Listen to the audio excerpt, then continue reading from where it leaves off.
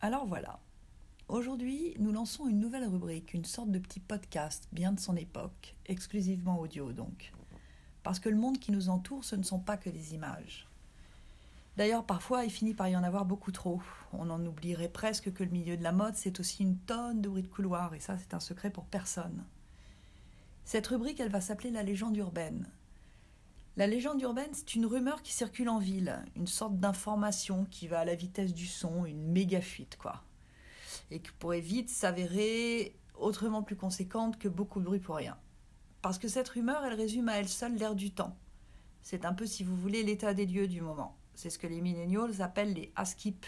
Comprenez, les à ce qui paraît.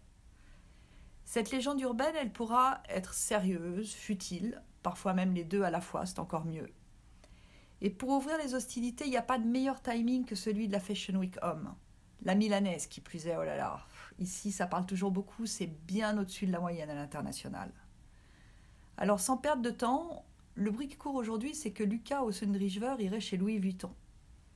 Pour ceux qui ne saisissent pas immédiatement l'enjeu d'une telle rumeur, c'est un peu, si vous voulez, comme si on annonçait à un condamné à mort sa remise en liberté. Bon, ceux qui connaissent les dessous de l'histoire comprendront. Lucas Ossendrijver, c'est depuis 10 ans le directeur artistique des collections Hommes de la maison Lanvin. Il y fait encore aujourd'hui des merveilles. C'est vraiment probablement l'un des créateurs les plus talentueux de sa génération. Et force est de reconnaître que le style Vuitton, ça lui irait comme un gant.